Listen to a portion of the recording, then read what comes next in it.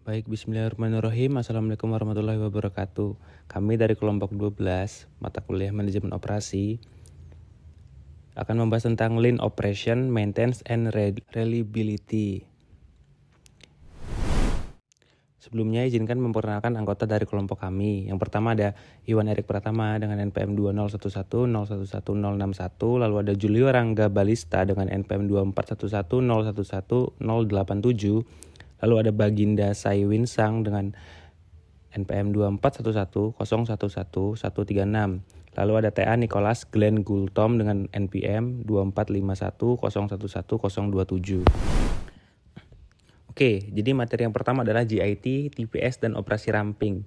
Operasi ramping menyediakan apa yang diinginkan pelanggan saat pelanggan menginginkannya, tanpa pemborosan melalui perbaikan berkelanjutan, yang didorong oleh alur kerja yang dimulai dengan tarikan pesanan pelanggan. Lalu yang kedua ada Just in Time atau GIT, adalah pendekatan pemecahan masalah yang berkelanjutan dan dipaksakan melalui fokus pada throughput dan pengurangan inventaris. Yang ketiga adalah TPS, adalah suatu hal yang berfokus pada peningkatan berkelanjutan, rasa hormat kepada orang lain, dan praktik kerja standar.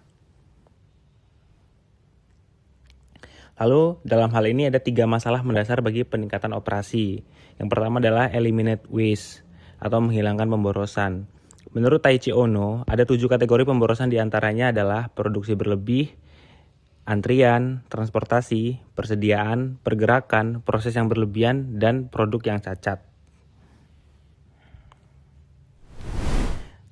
Yang kedua adalah remove variability atau menghapus variabilitas. Variabilitas adalah penyimpangan dari proses optimal yang menghasilkan produk sempurna tepat waktu setiap saat. Semakin sedikit variabilitas dalam suatu sistem, semakin sedikit pemborosan dalam sistem tersebut. Di antara sekian banyak sumber variabilitas adalah yang satu, ada proses yang buruk yang memungkinkan karyawan dan pemasok memproduksi dalam jumlah yang tidak tepat atau unit yang tidak sesuai. Yang kedua, pemeliharaan fasilitas dan proses yang tidak memadai. Yang ketiga, permintaan pelanggan yang tidak diketahui dan berubah. Lalu yang terakhir ada gambar, spesifikasi, dan daftar material yang tidak lengkap atau tidak akurat.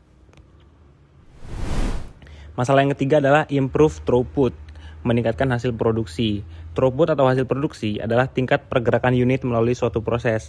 Salah satu teknik untuk meningkatkan throughput adalah sistem tarik. Sistem ini merupakan alat standar Lean yang menggunakan sinyal untuk meminta produksi dan pengiriman dari stasiun pemasok ke stasiun yang memiliki kapasitas produksi yang tersedia. Dengan menarik material melalui sistem dalam jumlah yang sangat kecil, sesuai kebutuhan, limbah, dan inventaris untuk disingkirkan. Setelah menyingkirkan kedua hal tersebut, dorongan sistem membuang pesanan ke stasiun kerja hilir. Berikutnya dapat berjalan tanpa memperhatikan ketepatan waktu dan ketersediaan sumber daya. Penjelasan mengenai GIT dan Lean, Just in Time, dan operasi ramping. Just in Time, dengan fokus pada throughput yang cepat dan pengurangan inventaris merupakan komponen Lean yang kuat. Dengan dimasukkannya GIT dalam Lean, material tiba di mana mereka adalah hanya dibutuhkan kapan dibutuhkannya. Ketika unit yang baik tidak datang sesuai dengan yang dibutuhkan, maka ada masalah yang teridentifikasi tuh. Inilah alasan mengapa aspek Lean ini sangat kuat. Ia memfokuskan perhatian pada masalah. GIT memberikan tuntutan tambahan pada kinerja, tetapi itulah alasannya terbayar. Lalu selanjutnya adalah Lean dan sistem TPS Toyota, yang sistem yang dimiliki oleh Toyota. Ada 3 nih. Yang pertama, peningkatan yang berkelanjutan. Yang kedua, respect to others, menghormati orang lain. Yang ketiga adalah proses dan praktik kerja standar atau SOP. Yang pertama, soal peningkatan yang berkelanjutan, Kaizen.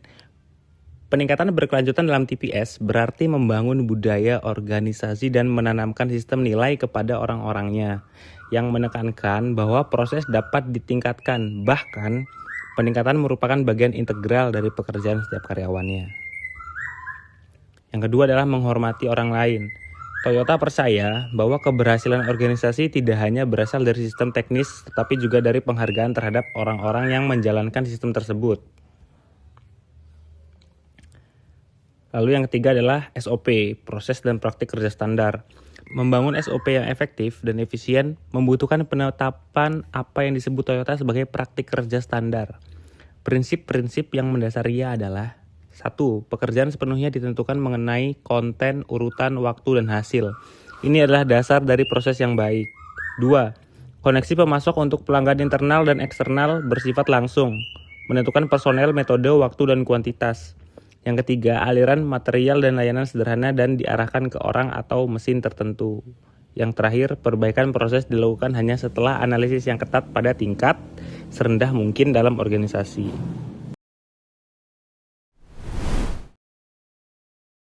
Baik, materi selanjutnya adalah organisasi ramping. Organisasi ramping adalah konsep manajemen yang fokus memahami pelanggan serta mampu memenuhi kebutuhan mereka dengan cara yang lebih efisien. Dalam organisasi ramping, setiap bagian atau fungsi perusahaan harus saling berkomunikasi dan berkolaborasi, bukan bekerja sendiri-sendiri seperti silo. Tujuan agar proses kerja menjadi lebih efektif. Untuk membangun organisasi ramping dibutuhkan budaya komunikasi terbuka dan saling menghormati. Manajemen harus benar-benar memahami bagaimana pekerjaan dilakukan, bukan hanya memberi instruksi dari atas. Namun membangun organisasi Lean tidak mudah, diperlukan kepemimpinan yang kuat, karena Lean bukan sekedar menggunakan alat atau metode tertentu. Lean menuntut budaya perbaikan berkelanjutan, di mana perubahan dan peningkatan proses dilakukan secara konsisten dari hari ke hari. Selanjutnya kita masuk ke materi mengenai keberlanjutan Lean. Lean dan keberlanjutan sebenarnya adalah dua hal yang berjalan berdampingan. Lean fokus menghilangkan pemborosan, sementara keberlanjutan fokus memaksimalkan sumber daya dan mengurangi dampak negatif bagi lingkungan. Jika organisasi menjalankan Lean secara benar, maka pemborosan dapat dikurangi, baik pemborosan waktu, tenaga, biaya, maupun dampak lingkungan. Karena pemborosan tidak memberikan manfaat apapun, baik bagi perusahaan maupun bagi pelanggan. Selain itu, Lean juga sangat relevan dalam sektor layanan. Lean mengajarkan kita untuk menghargai orang, memperbaiki proses, dan menciptakan nilai secara terus-menerus. Penerapannya tidak hanya dalam hubungan dengan pelanggan, tetapi juga pada pemasok, tata letak kerja, pengelolaan inventaris, hingga penjadwalan. Sekarang kita masuk ke studi kasus mengenai penerapan Lean pada Alaska Airlines. Alaska Airlines dikenal sebagai salah satu maskapai dengan kinerja dan ketepatan waktu terbaik di dunia. Salah satu alasan keberhasilannya adalah penerapan prinsip Lean di seluruh organisasi. Perusahaan ini fokus pada 3 hal utama. 1. Perbaikan berkelanjutan. 2. Pengukuran kinerja. 3. Pemberdayaan karyawan. Mereka menerapkan berbagai pendekatan Lean seperti Kaizen, Gemba Works, 5S, dan lebih dari 60 proyek perbaikan proses lainnya. Hasilnya sangat signifikan, diantaranya ada waktu membuka pintu pesawat berkurang dari 4,5 menit menjadi hanya 1 menit, proses pushback pesawat menjadi lebih cepat, proses de-icing menjadi lebih efisien, proses produktivitas pilot meningkat 7%, bahkan penggunaan tenaga switchback bertenaga surya mampu mempercepat penurunan penumpang hingga 17%.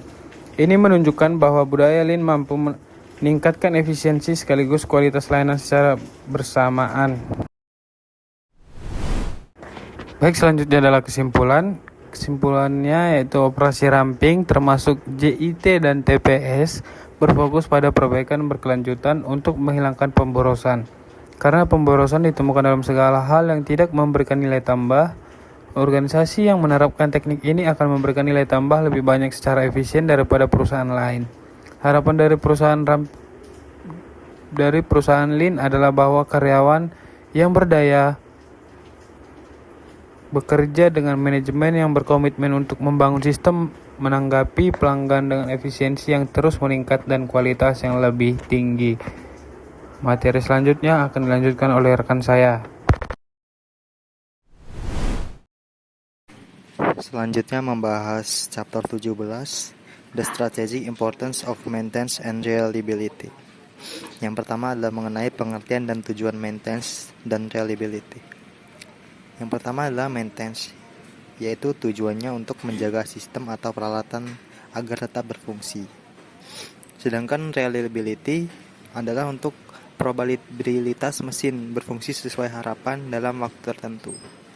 Nah, jadi tujuan utamanya adalah untuk menjaga performa sistem, memenuhi standar kualitas, dan menghindari gangguan produksi.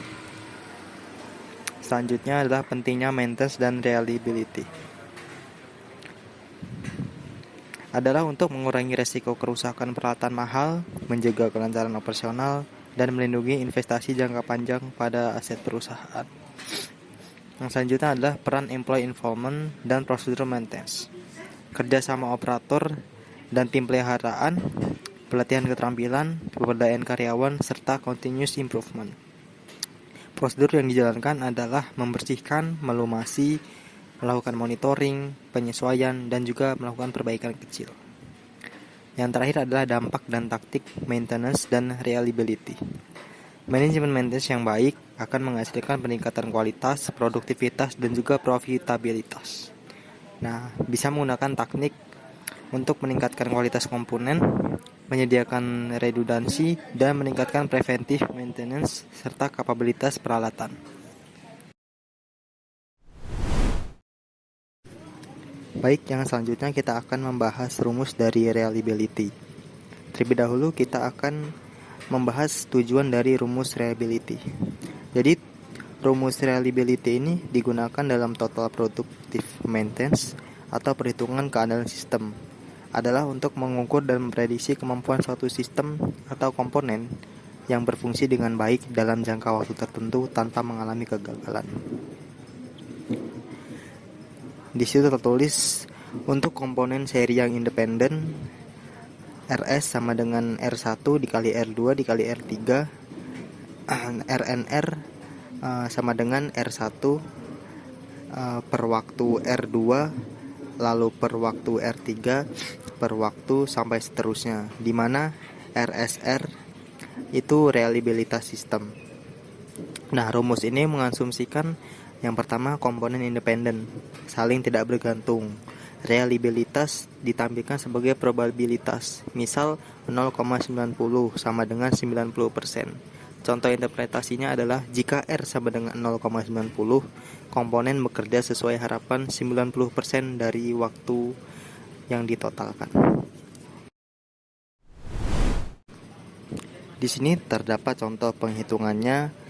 Kita ambil contoh pada industri manufaktur, mesin dalam lini produksi. Di sini dimisalkan sebuah lini produksi di pabrik terdiri dari 5 mesin yang bekerja secara seri. Artinya, jika suatu mesin gagal, seluruh lini produksi terhenti. Setiap mesin memiliki reliabilitas 99% atau 0,99. Nah, perhitungannya adalah sebagai berikut. Setelah didapatkan hasilnya adalah 95,1%, artinya meski setiap mesin memiliki reliabilitas yang cukup tinggi, yaitu 99%, reliabilitas secara keseluruhan lini produksi hanya 95,1%. Ini menunjukkan bahwa ada sekitar 4,9% kemungkinan lini produksi akan berhenti karena kerusakan pada salah satu mesin. Di sini juga disertakan solusinya, yaitu untuk meningkatkan reliabilitas, pabrik bisa memasang sistem redundasi atau melakukan preventive maintenance secara rutin agar downtime bisa diminimalisir.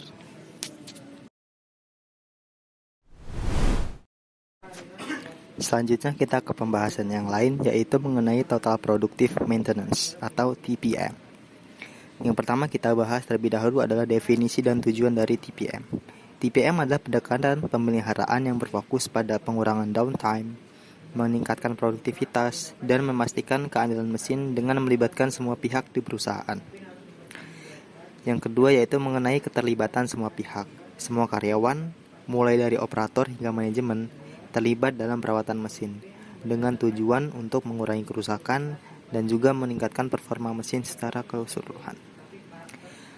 Lalu yaitu komponen utama TPM. Yang pertama adalah autonomous maintenance, yaitu operator dilatih untuk merawat dan memeriksa mesin secara rutin agar berjalan baik dan tahan lama. Yang kedua adalah planned maintenance, yaitu pembuatan rencana pemeliharaan yang terjadwal untuk mencegah kerusakan mesin dan sistem. Lalu yang terakhir adalah manfaat dan juga hasil dari TPM. Yang pertama tentunya mengurangi downtime dan biaya pemeliharaan. Yang kedua, meningkatkan kualitas produk dan konsistensi proses. Lalu yang terakhir adalah memperpanjang umur mesin dan juga peralatan.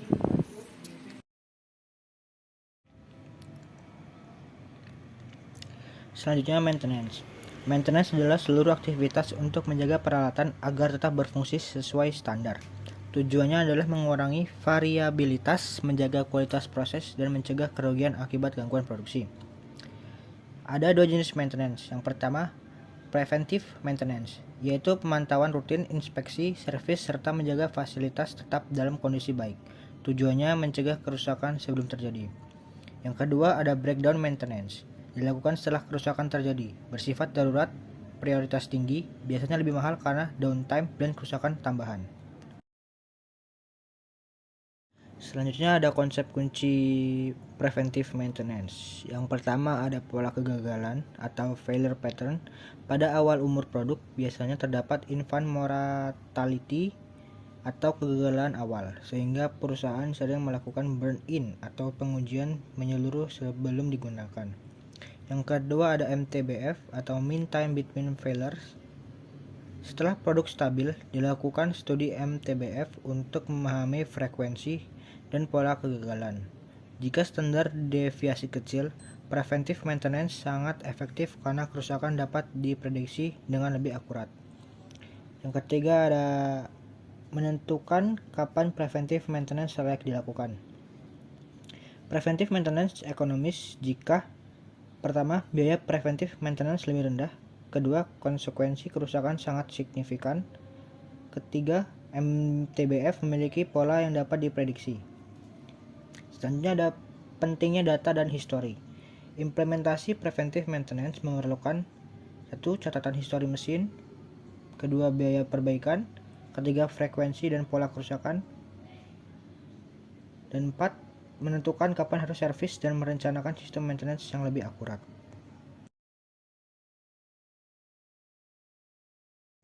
Selanjutnya ada increasing repair capabilities. Karena preventive maintenance tidak selalu sempurna, perusahaan harus tetap memiliki kapasitas perbaikan. Meningkatkan kapabilitas ini bertujuan mempercepat pemulihan sistem ketika kerusakan terjadi. Cara-cara meningkatkan repair capabilities.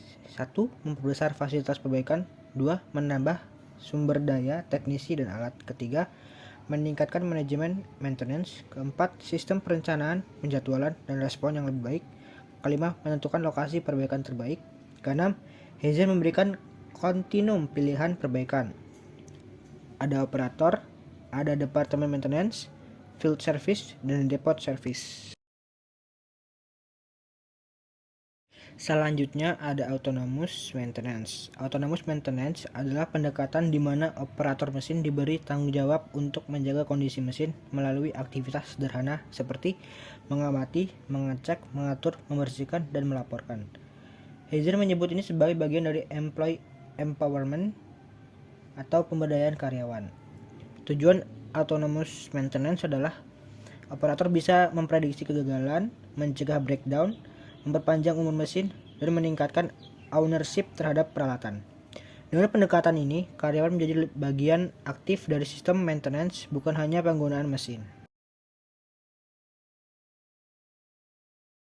Selanjutnya ada study case tentang maintenance drive profits at Frito-Lay. Frito-Lay menghadapi tantangan besar dalam menjaga kelancaran produksi, karena mesin-mesin berkecepatan tinggi yang beroperasi terus-menerus sangat sensitif terhadap gangguan.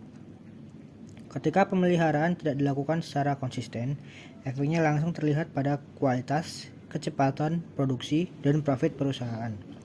Studi kasus ini menggambarkan bagaimana masalah kecil dalam maintenance dapat berkembang menjadi hambatan besar jika tidak dikelola dengan baik.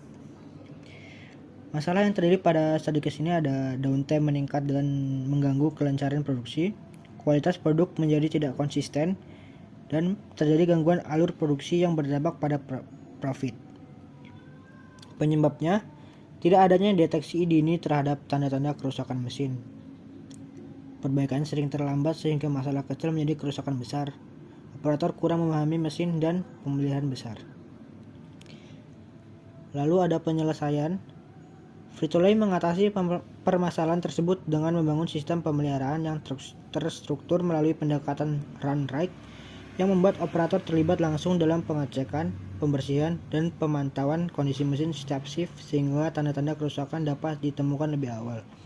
Perusahaan juga memperkuat timnya dengan teknisi multi keahlian yang mampu melakukan berbagai jenis perbaikan secara cepat sekaligus menyediakan pelatihan intensif bagi operator dan teknisi untuk meningkatkan pemahaman terhadap mesin. Kombinasi preventive maintenance, autonomous maintenance, dan budaya perbaikan berkelanjutan berhasil menurunkan downtime, menjaga kualitas tetap stabil, dan meningkatkan profit perusahaan secara signifikan. Mungkin itu saja yang dapat kami berikan pada materi kali ini. Saya mohon maaf bila ada kesalahan kata maupun perbuatan. Saya akhiri. Wassalamualaikum warahmatullahi wabarakatuh.